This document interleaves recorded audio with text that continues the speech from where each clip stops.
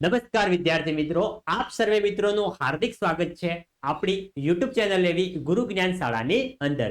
વિદ્યાર્થી મિત્રો, આજના વિડીયોની અંદર આજે આપણે ધોરણ 10 વિષય ગુજરાતી વિષયની અંદર જે આપણો સરસ મજાનું ચેપ્ટર નંબર 20 જે છે વિરલ વિભૂતિ, એ ચેપ્ટરનું આજે આપણે સ્વાધ્યાયનું સંપૂર્ણ સોલ્યુશન આ વિડીયોની અંદર જોવાના છીએ. તો વિડીયોને તમારે છેલ્લે સુધી સ્કીપ કર્યા વગર પૂરેપૂરો જોવાનો છે મારા મિત્રો. અને જો તમે ચેનલ ઉપર નવા હોય અને આ વખતે બોર્ડની એક્ઝામ આપવાના છો તો આ ચેનલ તમારા માટે ખૂબ જ ઉપયોગી રહેવાની છે, માટે અત્યારે જ સબસ્ક્રાઇબ કરી દેજો. તો જોઈએ આપણે. સૌપ્રથમ છે નીચે આપેલા વિકલ્પોમાંથી સાચો વિકલ્પ પસંદ કરીને ખરાની નિશાની કરો.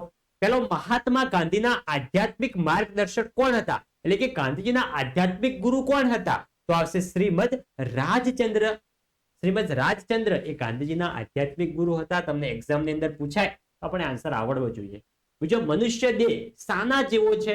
તો મનુષ્ય દેહ એ મિત્રો છાસ જેવો છે. આગળ છે ત્રીજો કે શ્રીમદ રાજચંદ્રે લખેલા તત્વજ્ઞાનની ભરપૂર ચિંતન ગ્રંથ કયો છે? તો એ કયો છે? Option number B, Mokshamala. આગળ વધીએ. આગળ છે બીજો કે નીચેના પ્રશ્નના એક એક વાક્યની અંદર ઉત્તર લખવાના છે. પહેલો, સત્તાવધાની શક્તિ એટલે શું? તો આ મિત્રો 9મા ની અંદર પણ આપણે આવતો હતો.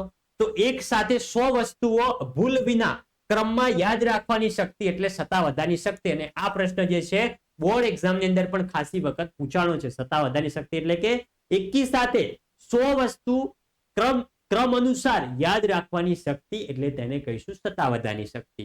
બીજો છે મનુષ્ય આત્મા શાના જેવો છે? તો મૂલ્યવાન મનુષ્ય આત્મા જેવો છે. મનુષ્ય આત્મા શાના જેવો છે? તો મનુષ્ય આત્મા મૂલ્યવાન ઘી જેવો છે, એવું આવશે મિત્રો. આગળ છે ત્રીજો, નીચેના પ્રશ્નોના 2-3 વાક્યમાં જવાબ લખો જે આપણને 2 ગુણની અંદર પૂછાય છે. પહેલો, શ્રીમદ રાજચંદ્રની સ્મરણ શક્તિ અસાધારણ હતી એમ શા પરથી કહી શકાય? સ્મરણ શક્તિ એટલે કે યાદ રાખવાની શક્તિ. તો સામાન્ય વિદ્યાર્થીને 7 ચોપડીનું શિક્ષણ પૂરું કરતા 7 વર્ષ લાગે છે, એ તેમણે માત્ર 2 જ વર્ષમાં પૂરું કરી નાખ્યું હતું. શ્રીમદ રાજચંદ્રની બુદ્ધિ સતેજ હોવાને કારણે તેઓ જે વાંચતા ભણતા તે બધું તેમને આપોઆપ યાદ રહી જતું હતું. આમ કહી શકાય કે શ્રીમદ રાજચંદ્રની સ્મરણ શક્તિ અસાધારણ હતી. આગળ જઈએ. આગળ છે બીજો કે શ્રીમદ રાજચંદ્રની જીવદયા અને કરુણા કયા પ્રસંગમાંથી આપણને પ્રગટ થતી જોવા મળે છે? તો તેમનામાં જીવદયા અને કરુણા હતા એ આ પ્રસંગમાંથી પ્રગટ થાય છે કે શાક સુધારવા એટલે કે શાક સમારવા જતા તેમણે લીલી શાકભાજીમાં રહેલા જીવો જોયા. નાના હતા ત્યારે દેવમાએ તેમને શાક સમારવા આપ્યું. આ જોઈ તેમની આંખો ભરાઈ આવી હતી. બીજો જોઈએ, કયા પ્રસંગથી ગાંધીજી આશ્ચર્યચકિત થઈ ગયા હતા? તો શ્રીમદ સહજ રીતે એક પછી એક બધા શબ્દો ગાંધીજીને જે ક્રમમાં લખ્યા હતા તે ક્રમમાં કહી સંભળાવ્યા. ત્યારે ગાંધીજી એમની સત્તાવધાની શક્તિથી આશ્ચર્યચકિત થઈ ગયા. ગાંધીજીએ તેમનું પારખું કરવા માટે જુદી જુદી ભાષાના કેટલાક શબ્દો લખ્યા અને એ શબ્દો તેમને શ્રીમદને વાંચી સંભળાવ્યા. શ્રીમદના કાકાજી સસરા ડોક્ટર મહેતાએ ગાંધીજીને શ્રીમદનો જ્ઞાની અને સત્તાવધાની તરીકે પરિચય કરાવરાવ્યો હતો.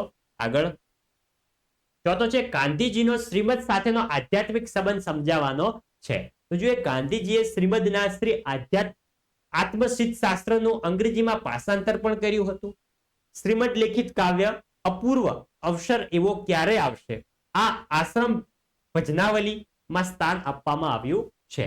એમાં ગાંધીજીએ અધ્યાત્મ અને ધર્મ સંબંધી કોઈ મૂંઝવણ હોય તો તેઓ તેમની પાસે રજૂ કરતા, તેમને પ્રશ્નો પણ પૂછતા. આ દ્રષ્ટિએ જોતા એક કહી શકાય કે ગાંધીજીનો શ્રીમદ સાથેનો આધ્યાત્મિક સંબંધ ઊંડો હતો જ, પણ બંને એકબીજા સાથે અંતરાગથી જોડાયેલા હતા. ગાંધીજી શ્રીમદજી પાસેથી સમાધાન અને માર્ગદર્શન પણ પ્રાપ્ત થતું હતું.